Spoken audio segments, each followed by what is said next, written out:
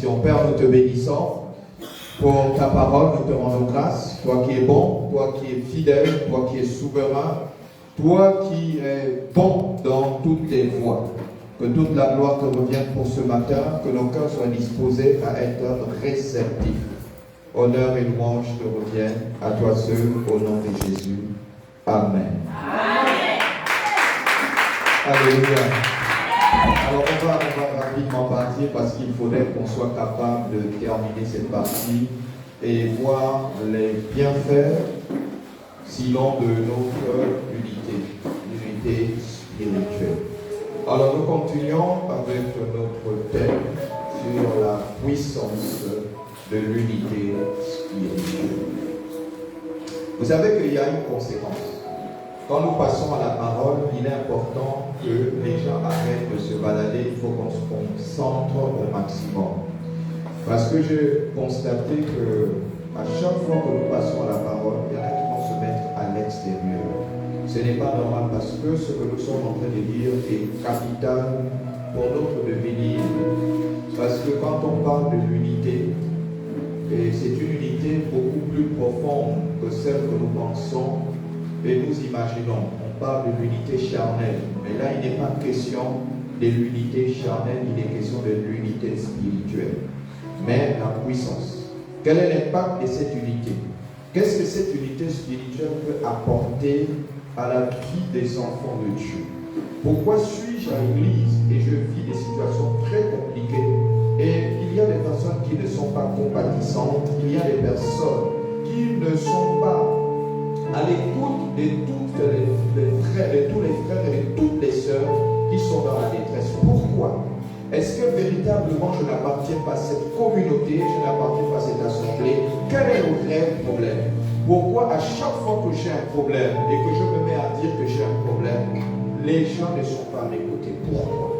Alors ce sont des questions que nous nous posons, mais je voudrais te dire au travers, bien aimé, de ce message que nous avons commencé depuis 3 dimanches, que c'est un message qui va te restaurer, qui va te fortifier et qui va te mettre dans l'assurance que même quand tu es absent, les gens sont là avec toi spirituellement. Alléluia. Amen. Alors nous avons lu notre texte de base qui est dans le livre de la Genèse au chapitre 11 où nous avons vu la manifestation de l'unité. La manifestation de l'unité spirituelle. Nous avons vu cette unité qui était une unité qu'on ne pouvait pas dissocier. On ne pouvait pas les détruire, on ne pouvait pas les affaiblir, on ne pouvait rien faire contre eux parce qu'ils n'avaient qu'un langage, ils n'avaient qu'une pensée, ils avaient le même projet. Donc ils étaient unis et rien ne pouvait faire face à eux. Le Seigneur lui-même a dit que rien ne peut les arrêter. Voilà ce projet, rien ne peut les arrêter. Pourquoi? Parce qu'ils ont un même langage.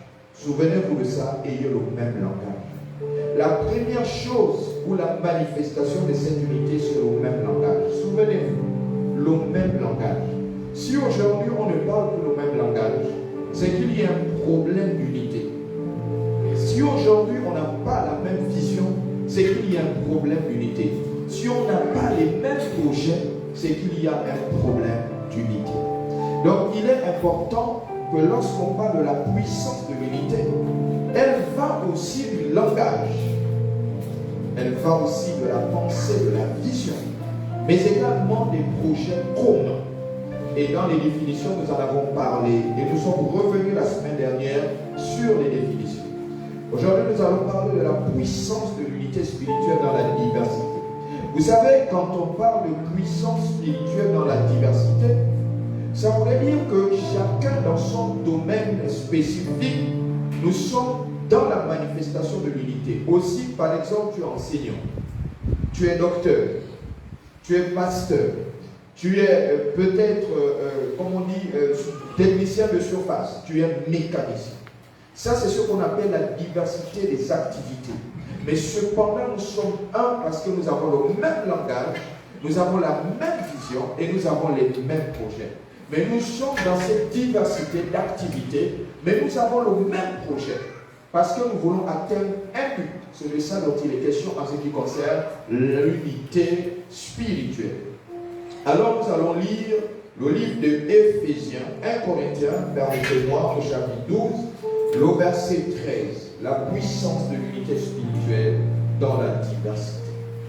La diversité de langue, la diversité d'expression, la diversité des dons. Mais on est dans l'unité pour accomplir un seul but. Alors 1 Corinthiens au chapitre 12, le verset 13, la Bible dit ceci. Nous avons tous, en effet, été baptisés dans un seul esprit pour former un seul corps. Nous avons été baptisés dans un seul esprit pour former un seul corps. Et là, on parle du corps, mais la Bible parle soit du juif, soit du grec, soit esclave, soit libre. Il parle de 4 catégories de personnes. Or, la Bible parle d'un même corps. Et vous voyez que là, il est question de la diversité. Et dans cette diversité, il y a l'esprit qui est au centre de cette unité. Mais vous avez les Grecs, vous avez les Juifs, vous avez les esclaves, mais vous avez des personnes qui sont libres. Et ces personnes-là sont unies dans l'esprit. Donc tout ce qu'ils font émane de l'esprit. Tout ce qu'ils sont en train de faire émane de l'esprit. Donc il y a un seul conducteur, mais il y a diversité, par exemple, de nationalité, diversité de dons, diversité des talents et des capacités. Mais la Bible déclare que c'est un seul esprit. Donc il parle de l'unité. Et tout ce qui se fait dans un ordre ordonné et un ordre établi. Donc c'est pourquoi on parle de la puissance de l'unité spirituelle dans la diversité. Lorsque nous sommes ici, nous sommes de différentes cultures. Nous avons tous, autant que nous sommes, chacun parle son ethnie. Rares sont ceux qui sont forts, rares sont ceux qui sont Mienais, rares sont ceux qui sont Bakota, rares ceux qui sont, comme on dit, des ennemis. Mais la Bible déclare que nous sommes tous là. Mais ce qui nous unit, c'est l'esprit. Donc là, il parle de l'unité dans la diversité. On se retrouve, on ne dit pas que tel est élu, on ne dit pas que tel est fort, on ne dit pas que tel est pour nous, on ne dit pas que tel est de telle ethnie. Mais nous sommes là par un seul esprit, une seule vision, un seul langage, un même projet. Voilà la puissance de l'unité dans la diversité. C'est-à-dire qu'on travaille comme des fourmis pour un seul but, un seul objectif. Et c'est pourquoi il est question que chaque enfant de Dieu, autant que nous sommes, puisse avoir cette pensée de l'esprit qui nous unit. Nous ne sommes pas unis par des intérêts personnels. Nous ne sommes pas unis par le matériel, mais nous sommes unis par le Saint-Esprit. L'Esprit de vérité, de gloire, celui qui donne la puissance. Alors nous devons manifester cette unité, même dans la diversité. Amen. Alléluia. Amen. Même dans nos diversités, nous devons manifester cette unité. Vous savez, il y a quelque chose que j'ai apprécié dans la Bible. Dans le livre de Actes au chapitre 12, j'ai parlé de ça à partir du verset 4. La Bible dit que Pierre était emprisonné. Et la manifestation de cette unité a mené à dire que Pierre, là où il était un avec la communauté. Et là où la communauté était unie avec Pierre. Pourtant, Pierre était en prison. Alors, il s'est passé que l'Église s'est mise à prier.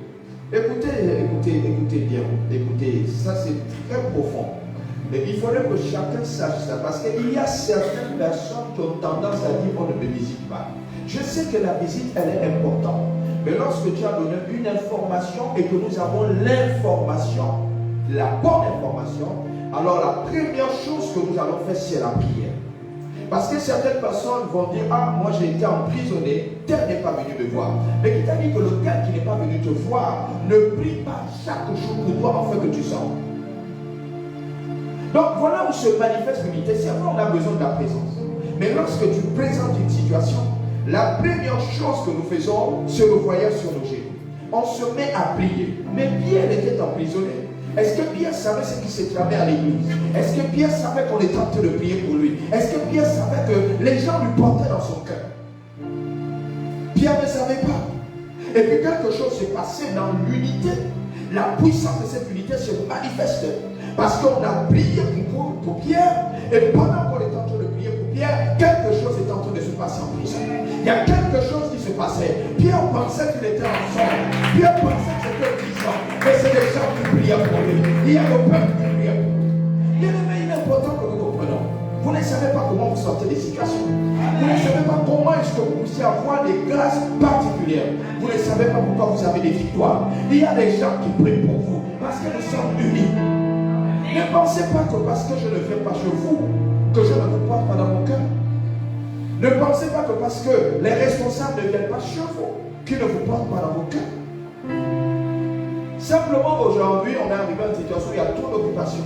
Les distances deviennent davantage longues. Le temps d'arrivée devient davantage compliqué. Même quand vous avez un véhicule, il y a des embouteillages qui vous empêchent. Et quand tu es épuisé, il te fait tard, tu ne peux plus rendre visite à une personne.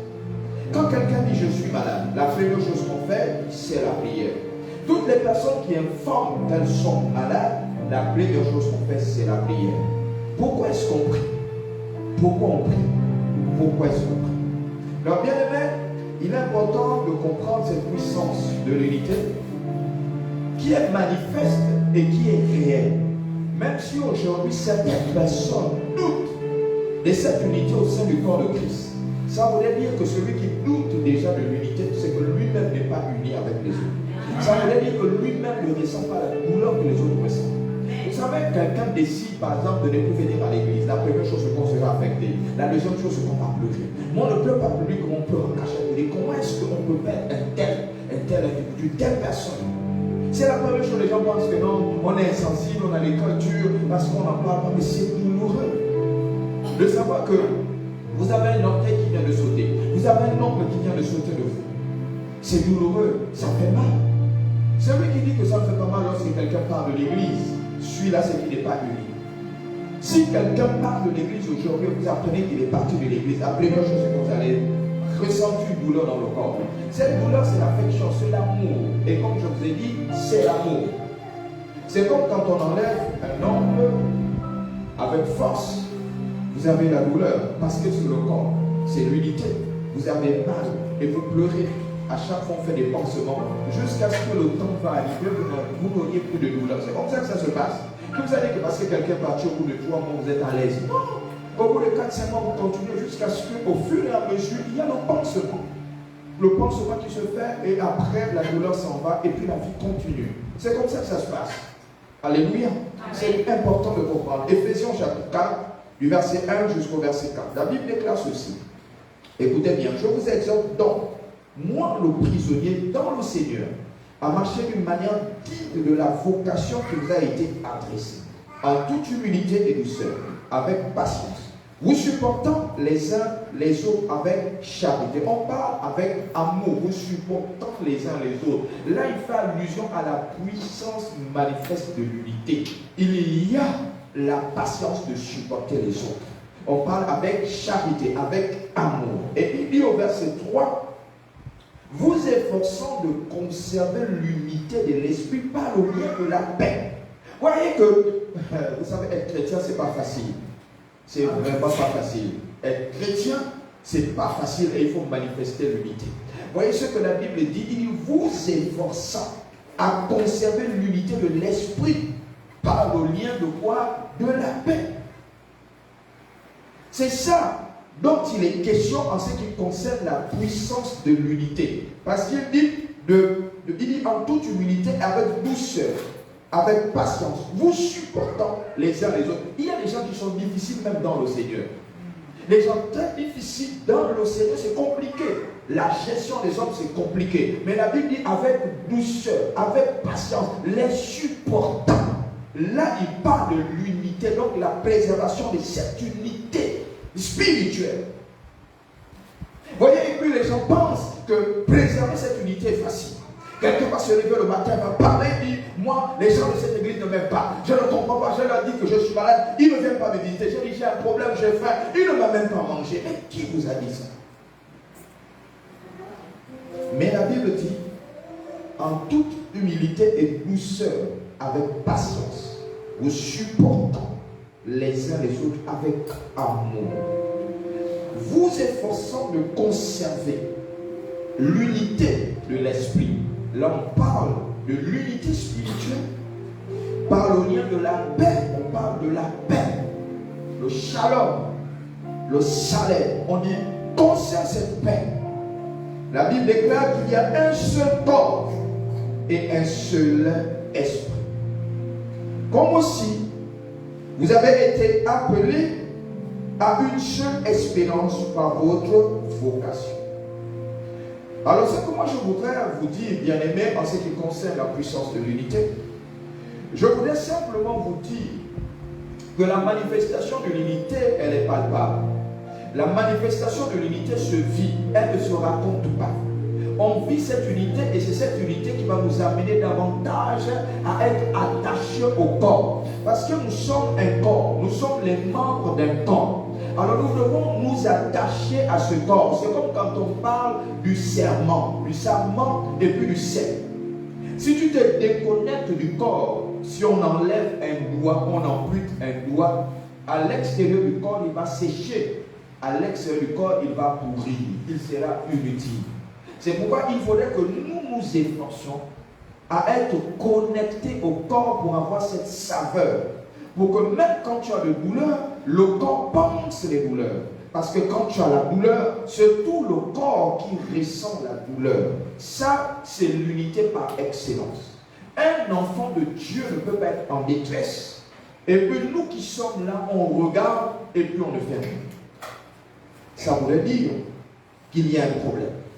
Parce que si la personne est véritablement unie à nous, quand la personne dit que j'ai une situation, alors c'est tout le monde dans ce ministère qui vit la situation. Ça voudrait dire qu'on compatit à la situation et on cherche des solutions. Comment faire pour pallier à ça? Même quand quelqu'un donne une information, que sans le même j'ai eu un accident, la première chose c'est la prière et puis on va te visiter. Parce qu'on compatit avec toi, on compatit avec cette douleur. Parce que nous sommes le même corps. Si cette unité n'est pas capable de se manifester, si nous ne pouvons pas ressentir la douleur que le frère ressent, alors nous ne sommes pas encore arrivés à l'unité de l'esprit. Nous ne sommes pas arrivés à cette unité. Vous savez, la Bible, elle est tellement formelle et qu'aujourd'hui, beaucoup d'enfants de Dieu n'arrivent pas à vivre la Bible.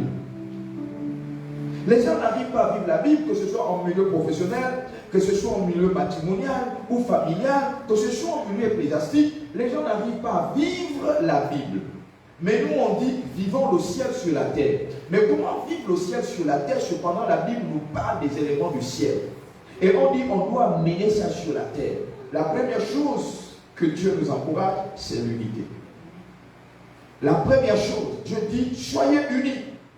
Soyez unis. Parce que dans l'unité, lorsque tu auras un problème, l'autre va agir et tu vas voir l'amour dans la vie de celui qui agit vis-à-vis de toi. Mais il faut faire attention parce qu'il y en a qui veulent toujours gagner sur les autres. Faites attention. Ça ne concerne pas l'unité. Ça, là, c'est l'égoïsme. Il y a des gens qui pensent qu'à eux. Même quand il a l'église, il ne pense qu'à lui. Il veut que tout soit centré sur lui. Il veut qu'à chaque fois qu'il a un problème, les gens interviennent. Et c'est toujours lui. Ça, là, ce n'est pas de cette unité dont on parle. Regardez le modèle par excellence de l'unité spirituelle. Jean 17, 21. La Bible dit ceci, afin que tout soit un. Vous voyez, afin que tout soit un. Pourquoi est-ce qu'il dit afin que tout soit un? Vous savez, le but de Jésus-Christ, c'était de rassembler le peuple, donc l'humanité qui a été dispersée en un seul camp. Et c'est pourquoi il dit, afin que tous soient un. Ça, c'était la recherche fondamentale de Jésus-Christ sur la terre, afin d'amener l'humanité à être un. Et quand il dit un, il a voulu passer par les apôtres. Il dit, moi, je veux que cela soit un. Parce que les apôtres étaient à côté de Jésus. Ils voyaient comment Jésus vivait. C'est Jean chapitre 17, le verset 21. Afin que tout soit un comme toi. Père, tu es en moi. Vous voyez les profondeurs de l'unité? Ça, c'est l'unité par excellence. Il dit, parce que tu es en moi. Tu es en moi. Or, nous, on dit, on est un corps. Et lui dit, voici l'unité par excellence. Il faudrait que nous qui sommes là, on arrive à être un. Et quand on parle de un, on revient en Genèse au chapitre 11. Un seul image, une seule vision qui émane de l'esprit et un seul projet. Il n'y a pas 10 projets, un seul projet. Et là, on va réussir, on parviendra à être un. Le problème, bien aimé, pourquoi il n'y a pas d'unité, même dans le cadre matrimonial ou dans le cadre familial, il n'y a pas d'unité parce qu'à l'intérieur, il y a des gens qui veulent phagocyter les autres. Il y a des gens qui veulent supplanter les autres. Il y a des gens qui veulent être au-dessus des autres. Et c'est pourquoi est-ce qu'il n'y a pas d'unité. Quand on regarde, on dit, lui là, recherche son intérêt, pas pour les autres. Or, la Bible déclare que nous devons rechercher l'intérêt des autres. C'est pourquoi la Bible dit qu'il y a plus de bonheur à donner qu'à recevoir. Ça, c'est la Bible qui dit qu'il y a plus de bonheur à donner. Mais combien aujourd'hui sont prêts à donner le bonheur? Combien?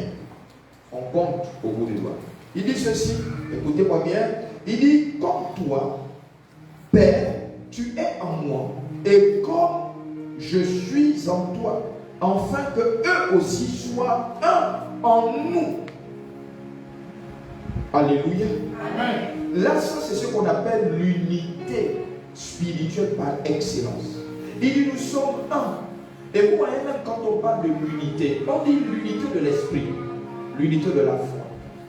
L'unité de l'esprit de la foi. L'unité de l'esprit de la foi. Ça veut dire que ce qui nous unit ici, c'est l'esprit. Deuxième chose, la foi. Parce que nous avons tous, nous confessons la même profession de foi. Jésus-Christ ressuscité, nous l'enseignons. Nous tous, dès lors que tu n'enseigneras plus Jésus-Christ ressuscité, tu ne seras plus pas avec nous. Et lui, il répète, il dit enfin que eux aussi soient un en nous pour que le monde croit que tu m'as envoyé.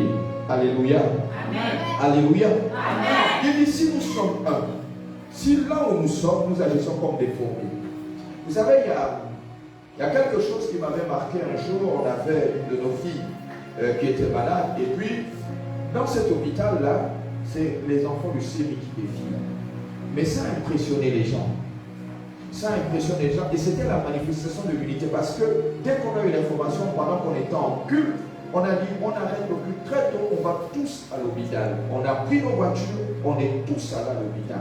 On défilait et puis les gens qui étaient à l'intérieur étaient tellement émerveillés.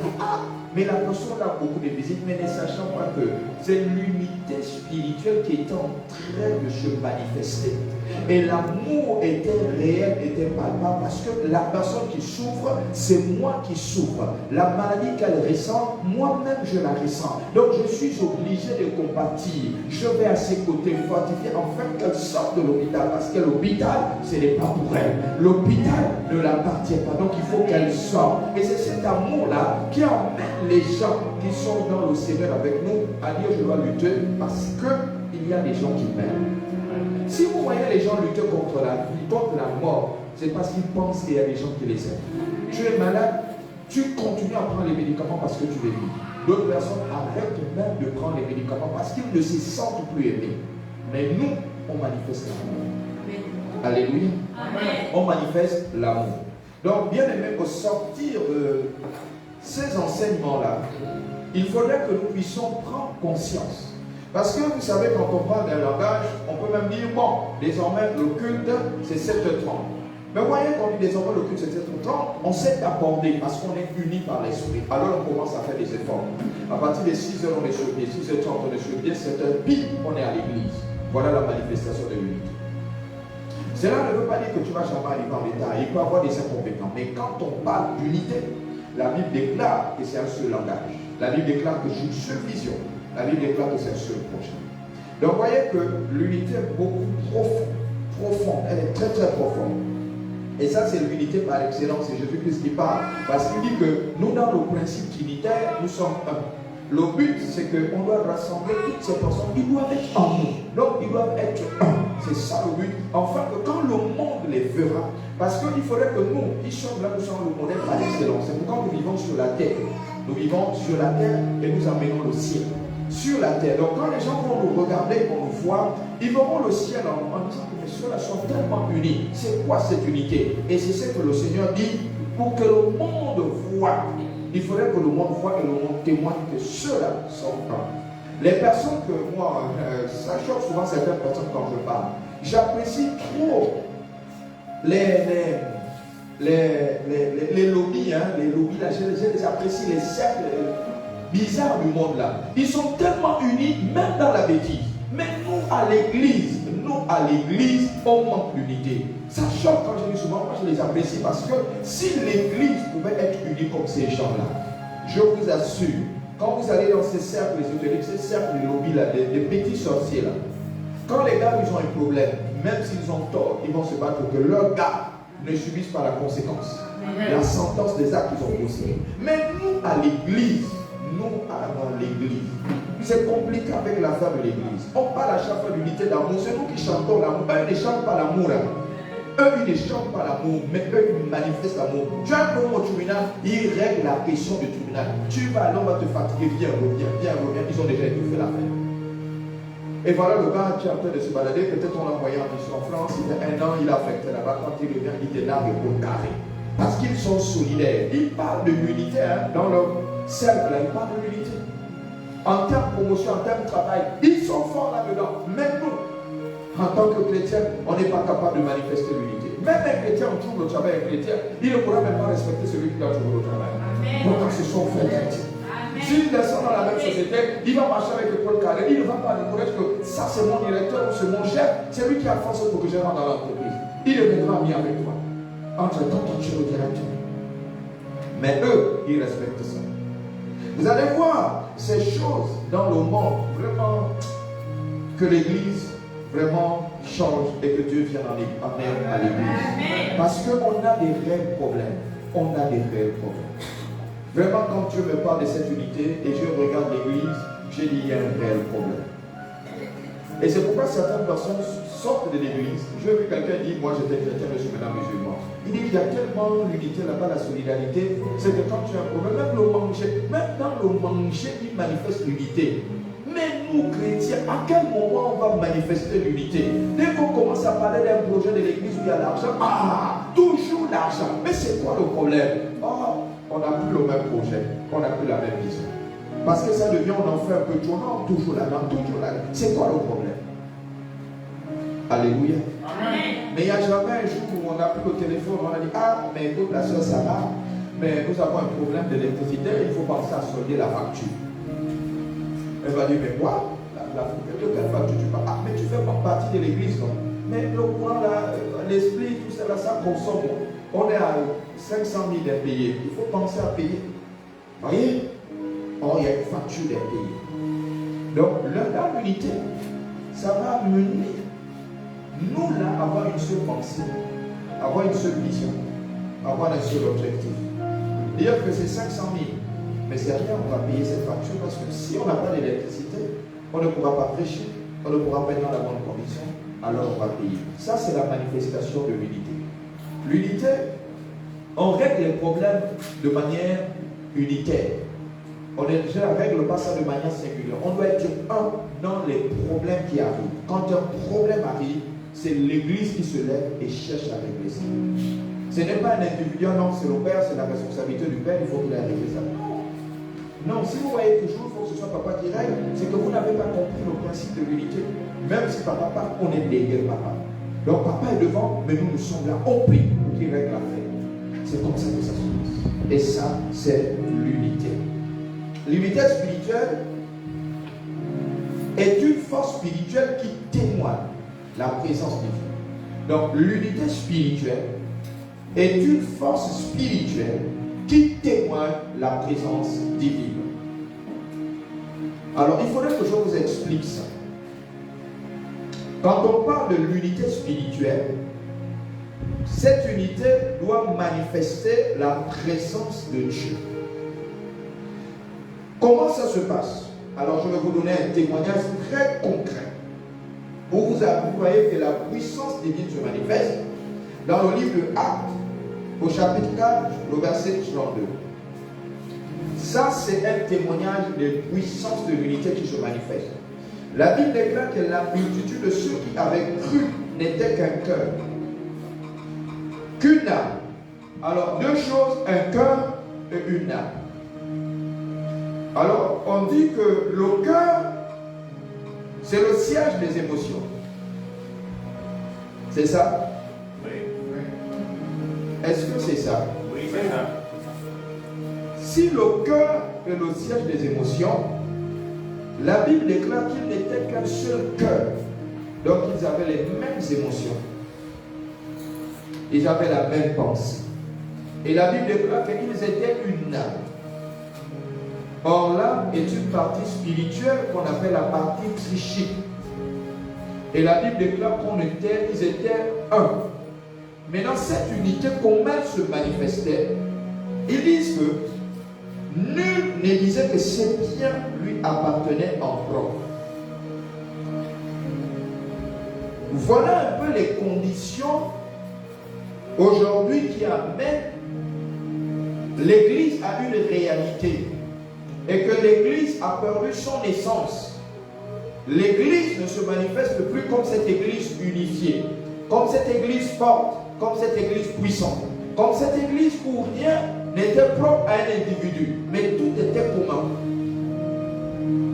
Voilà de quoi il est question en ce qui concerne l'unité. Et ça, c'est un exemple potentiel. Donc la Bible aujourd'hui parle de la communion fraternelle. La communion fraternelle, quand on parle de communier, on dit c'est autour de l'esprit, ça gravite autour de l'esprit. Mais où est passée cette première église? Dans la naissance de l'église, rien n'appartenait à X ou à Y, tout était commun. Donc la Bible aussi précise qu'il n'y avait pas d'indigence. Mais moi j'ai souvent l'habitude de vous dire que je souhaiterais que le Seigneur arrive à une dimension telle que quand un frère dans l'église vit dans une maison en bois qui est un peu délabrée, alors le Seigneur se met en disant nous allons rebâtir cette maison. Et c'est pourquoi je disais, il faudrait qu'on arrive à créer une maison qu'on appelle une maison d'amour. Et cette maison va manifester l'amour. Dès que tu as un problème, on regarde, on examine, on se dit on va faire les courses tout un mois, on remplit ton congélateur. Mais cependant, si ton congélateur est rempli, si tu deviens maintenant bon samaritain et que ta famille vient maintenant faire les courses dans le marché, c'est ton problème. Dans ton congélateur, c'est ton problème.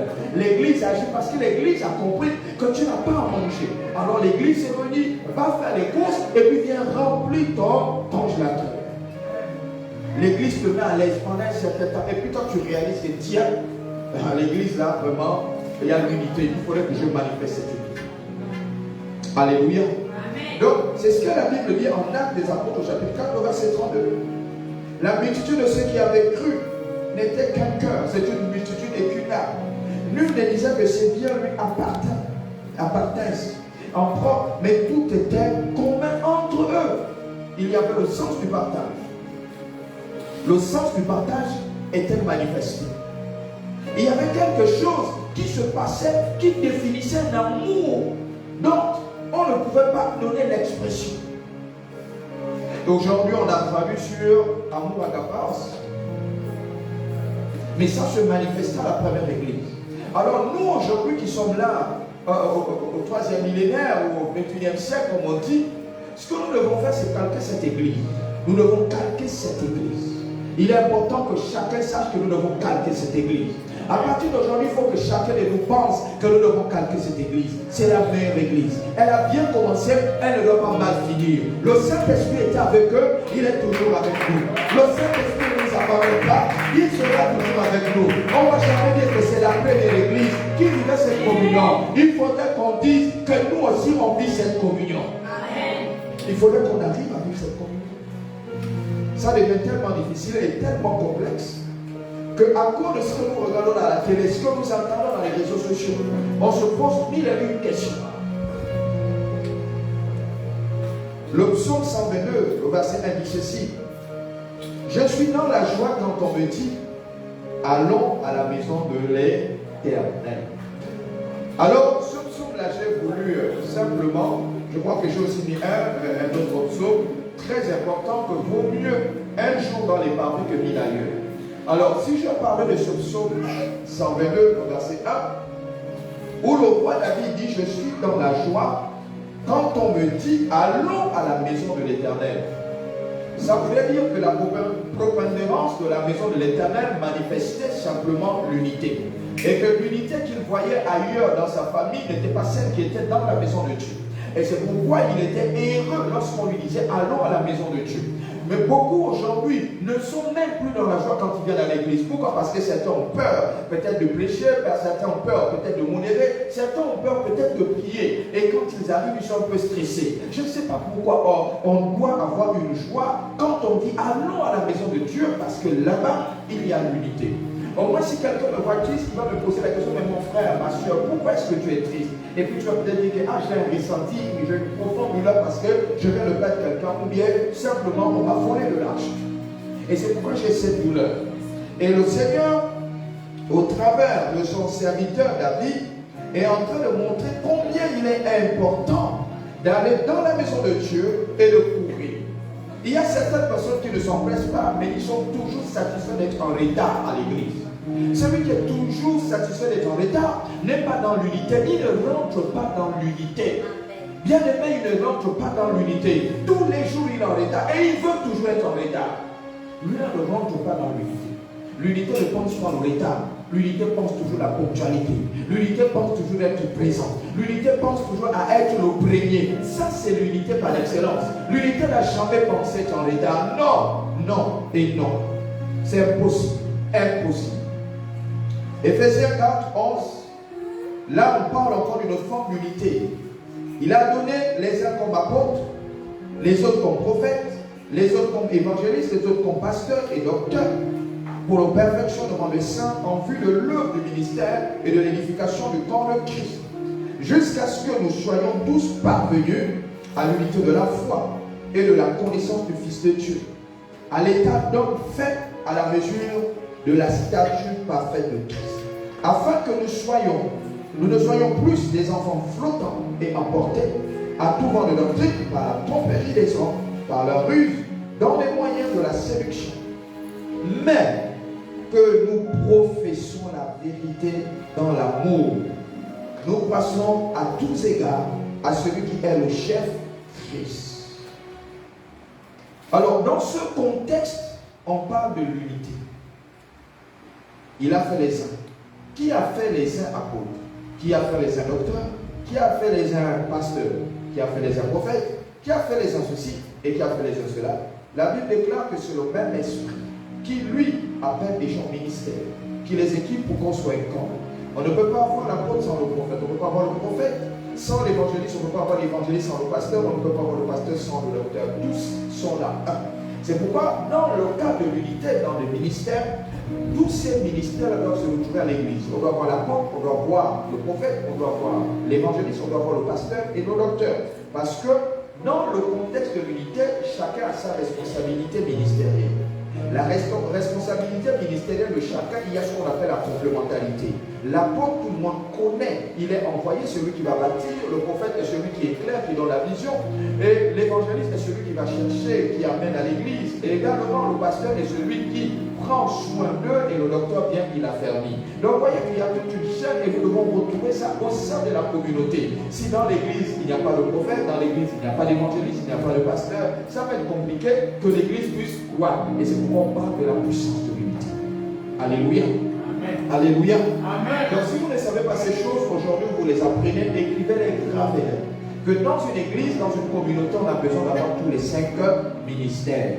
Tous les 5 ministères. C'est pourquoi on en parle clairement. 1 Corinthiens 12 dit ceci. Car comme le corps est un, et a plusieurs membres, et comme tous les membres du corps, malgré leur nom, ne font qu'un seul corps.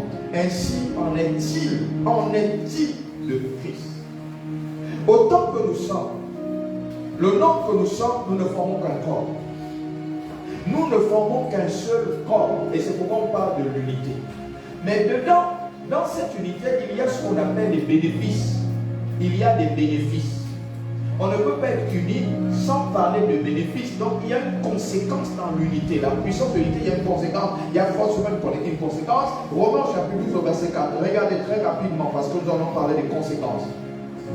Il nous reste à peine quelques minutes. Car comme nous avons plusieurs membres dans un corps et que tous les membres n'ont pas la même fonction, ainsi, nous qui sommes plusieurs, nous formons un seul corps en Christ et nous sommes tous membres les uns des autres, puisque nous avons des dons différents selon la grâce qui nous a été accordée que celui qui a le don de prophétie l'exerce selon l'analogie de la foi, que celui qui est appelé au ministère s'attache à son ministère, que celui qui enseigne s'attache à l'enseignement et celui qui exhorte à l'exhortation, que celui qui donne le fasse avec libéralité, que celui qui préside le fasse avec zèle, que celui qui pratique la miséricorde le fasse avec joie, que la charité soit sans hypocrisie.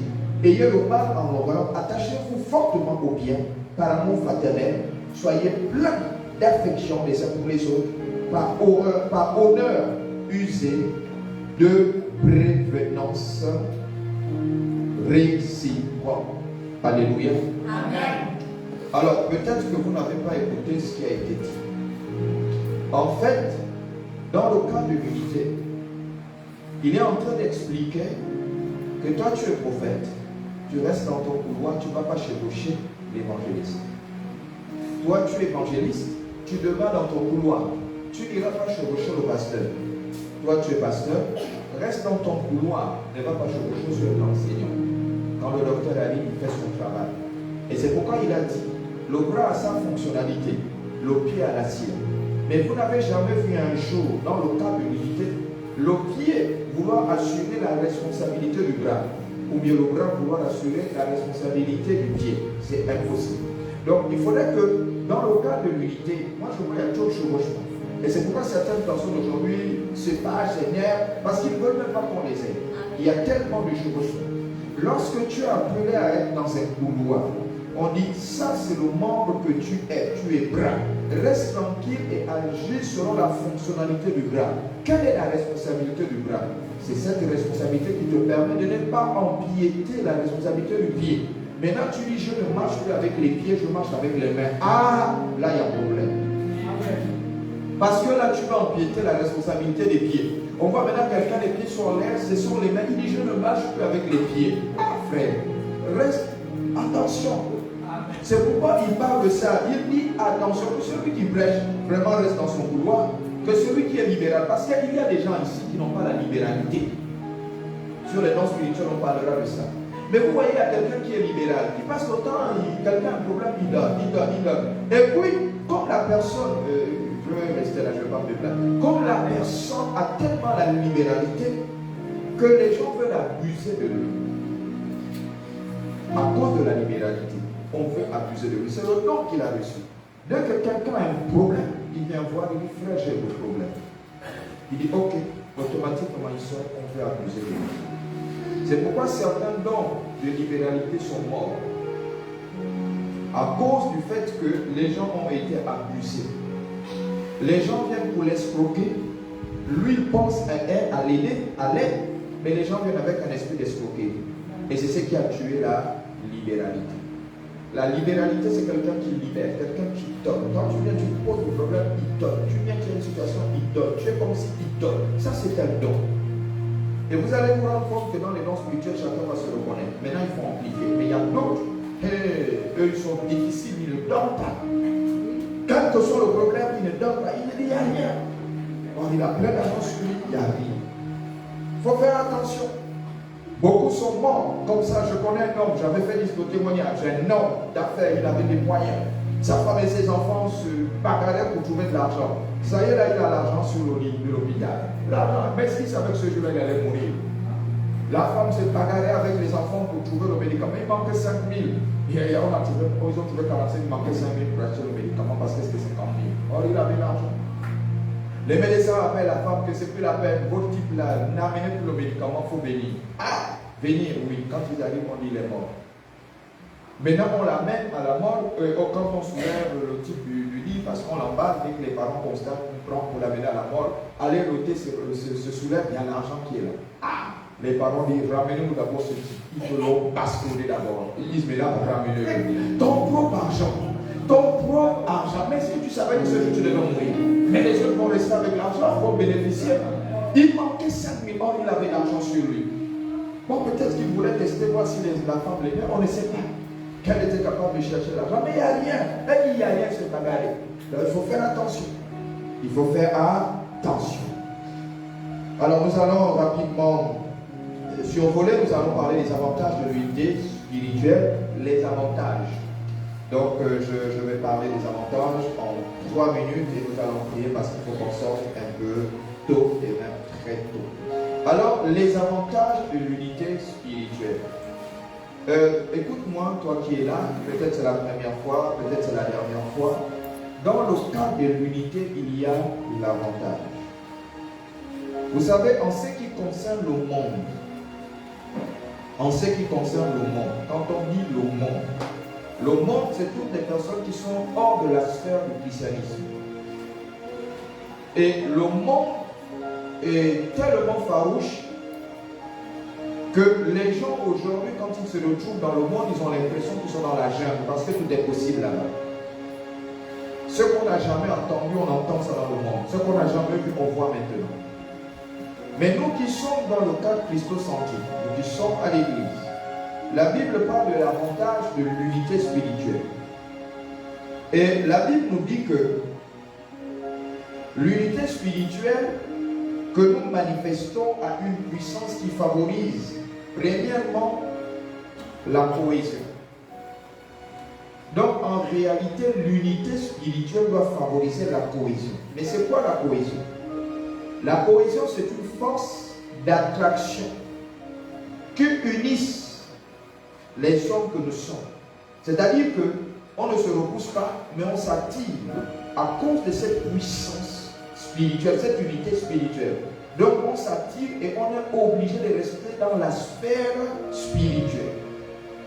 Ça, c'est le premier bénéfice de l'unité spirituelle. Donc, il y a également ce qu'on appelle la sérénité. C'est une conséquence de l'unité spirituelle. Mais la sérénité, c'est quoi? C'est un état de tranquillité, d'esprit et d'apaisement durable. Et cette sérénité nous exempte du trouble. Donc, quand nous sommes unis spirituellement, quel que soit le problème qui peut arriver, on reste serein. Ça, c'est une conséquence qui est manifestée par l'unité spirituelle. On est serein, quel que soit le problème. On peut te donner une information. Tu ne t'agites pas comme le monde. Mais tu gardes ça avec tout le camp possible parce que tu sais que le Dieu que tu pries est un Dieu qui a la capacité d'opérer des miracles. Donc tu es serein. Il y a un élément aussi important dans la puissance de l'unité, donc les avantages, c'est que la puissance de l'unité va accomplir des grands objectifs communs.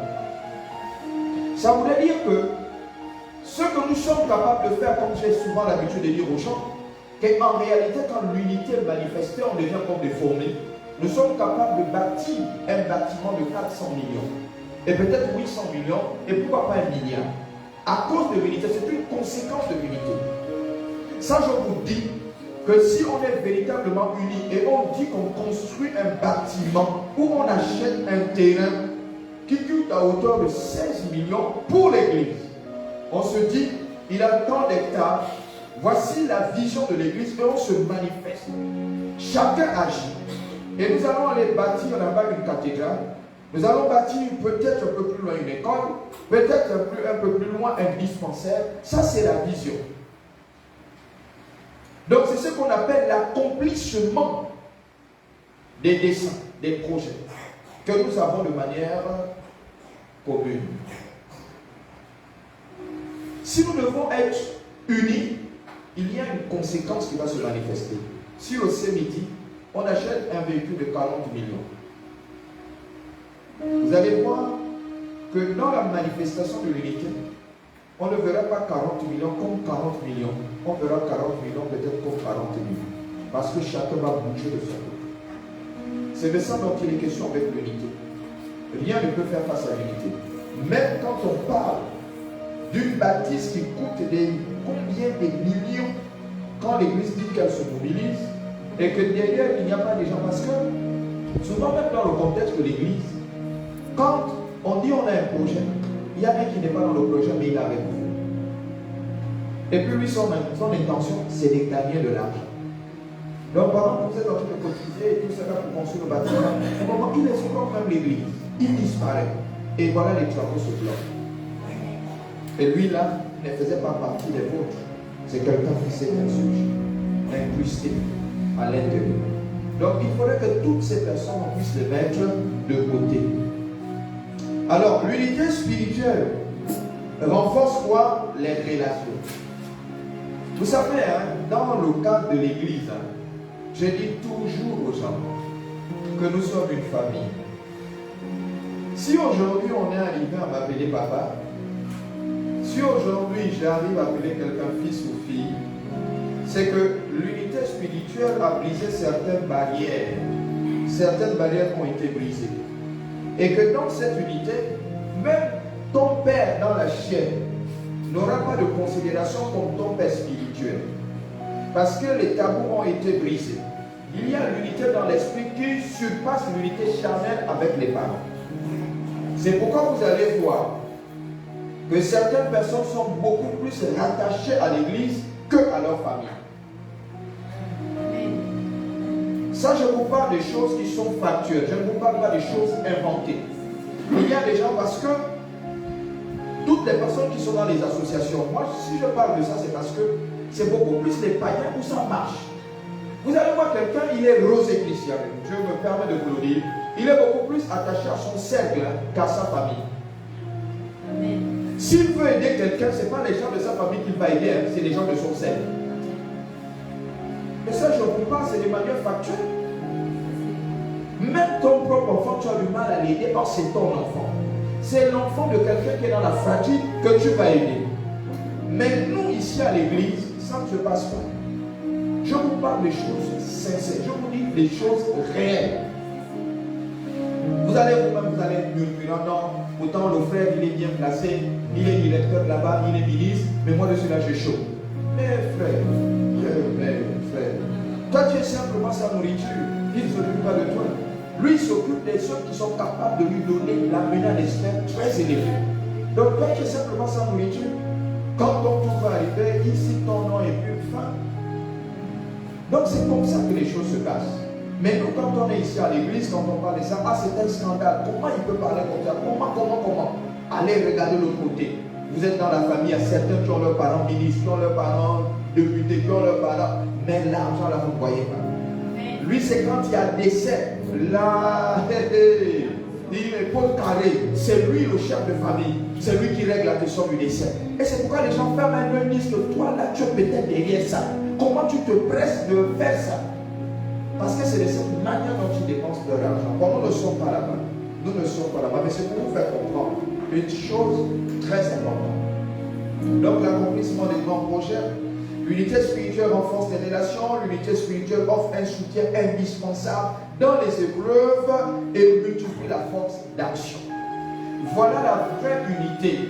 Dans les épreuves, là, quand tu as une épreuve, c'est là où tu vois les gens défiler chez toi. Au fur et à mesure, tu as l'hôpital, tu vois les gens défiler. Tu sens quand même qu'il y a des gens qui t'aiment. Parce qu'on est là, on défile. Hier c'était maman, aujourd'hui c'est papa, demain c'est le pasteur, demain c'est le diable, demain on voit les gens défiler. Tous les jours c'est comme ça. Et puis ça te fortifie, ça te fortifie. Tu te dis, ah, maintenant tu as des gens qui m'aiment. Certaines personnes sont dans les églises. Ah oui, moi j'appartiens à telle église. Mais les gens ne sont jamais venus lui rendre visite, fût-ce qu'un jour. Et fût-ce qu'un jour. Il a un problème, on n'aide pas. Mais il reste dans cette église, il dit, moi, je suis né là, je reste dedans. Alléluia. Quand on te révèle maintenant le contexte de l'unité, on dit, attention, l'unité spirituelle est une force, ça offre un soutien, fais attention. L'unité spirituelle également permet de bâtir un environnement stable et productif. L'unité spirituelle. L'unité spirituelle permet de bâtir un environnement stable et productif. L'unité spirituelle. Alors, dans le cas de l'unité spirituelle, quand on parle de la stabilité, vous savez, quand on parle de la stabilité, la stabilité manque de la prière. Pour être stable, on va t'enseigner, mais également on va prier pour toi, on va te soutenir. Parce que il y a des personnes de manière psychique qui sont instables, donc ils sont instables de manière émotionnelle. Alors cette instabilité, elle est spirituelle. C'est pourquoi vous voyez des personnes qui sont souvent, qui font des dépressions, sont instables de manière émotionnelle. Ça, je pèse le mot. Et je dis que c'est toutes les personnes qui sont déséquilibrés dans le contexte émotionnel qui, à fort taux, font ce qu'on appelle les dépressions. Oui, il y a des gens qui ont fait des dépressions simplement parce qu'ils n'ont pas trouvé le travail. Qui ont fait des dépressions simplement parce qu'on ne l'épouse pas, qu'elle n'a pas de mari. Les gens qui ont fait la dépression simplement parce qu'ils voient qu'il n'y a pas de stabilité dans leur vie. Et tout ça émane de l'émotion. Tout ça, c'est émotif. Tout ça, c'est la passion psychique. Donc il faudrait que nous qui sommes à l'église, nous devons être capables de comprendre ces choses et de pouvoir être au-dessus de ces choses. Alors on va terminer. L'unité spirituelle légitime le culte, attire la bénédiction et permet de résister aux attaques spirituelles. L'unité spirituelle légitime le culte. Vous savez, quand je parle du culte, je parle de l'office religieux. Et je me suis rendu compte que peu de personnes aujourd'hui s'empressent à assister aux enseignements. Parce que l'enseignement édifie, l'enseignement enferme. Et quand on parle de l'unité spirituelle, ça fait partie des éléments qui raffermit, qui fortifie, qui fait asseoir cette unité.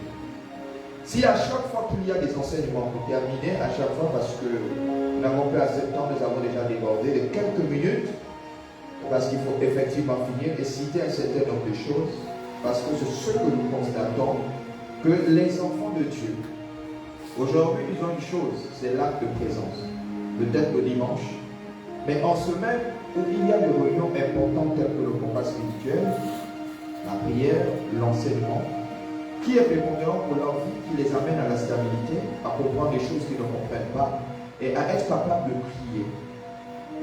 Voyez-vous, ils ne viennent pas. Mais quand vous venez le dimanche c'est un sermon. Or, l'enseignement, il y a un échange où vous pouvez poser toutes les questions. Pour moi, j'ai découvert certaines choses en posant des questions. Mais certaines personnes avaient des dons cachés, mais qui ne savaient pas que c'était un don. Maintenant, pour amplifier ça, on vous montre les techniques, comment faire pour amplifier. Et c'est pourquoi on exhorte tout le peuple de Dieu souvent à être présent aux enseignements. Sauf quelques rares cas quand on est occupé par le travail, ou on est une réunion familiale, ou on est à l'école.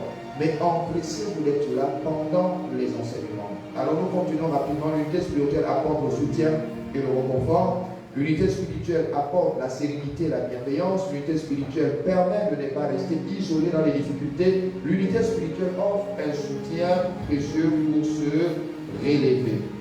Donc toutes ces choses, ce sont des choses qu'on peut rapidement développer, mais il faudrait que vous sachiez que l'unité spirituelle a des bénéfices que je suis en train de vous répéter. Donc l'unité spirituelle apporte une croissance personnelle. Vous savez, quand on parle du développement personnel, l'unité spirituelle apporte ça. L'unité spirituelle offre la protection des vies. L'unité spirituelle est une opportunité qui développe, bien sûr, la personne et le sens de responsabilité. L'unité spirituelle est une démarche active de paix et d'amour essentielle pour la croissance et la réussite collective. Donc, il faudrait que chacun de nous, je vais me déplacer parce que je suis dans la place, chacun de nous aujourd'hui doit prendre conscience en fait de cette unité. L'unité spirituelle, ça émane de l'esprit. L'unité spirituelle émane de l'esprit. Alors, si nous voulons être des personnes spirituelles, sachez qu'en étant des personnes spirituelles, il y aura le principe de cette unité. C'est pourquoi vous allez voir les gens s'empresser à venir au culte, les gens venir assister aux enseignements, les gens venir assister au temps de prière, parce que cette fraternité est recherchée. Elle est recherchée parce que on se dit, moi je suis invasif, et si on m'isole, je veux me refroidir et je veux m'éteindre. Mais si je reste avec les autres, ils vont m'attiser et le feu sera toujours permanent. Donc pour éviter que je perde ma flamme, il faudrait que je sois toujours avec les autres. Toutes les personnes qui se sont isolées, qui ont fui cette unité spirituelle, sont nécessairement morts spirituellement. Alors je vous encourage, bien aimés, à pratiquer l'unité spirituelle, à fédérer avec les autres, à rester avec les autres, ayant la même vision, ayant la même pensée, ayant le même projet. Que Dieu te bénisse, bénisse ton âme et bénisse ta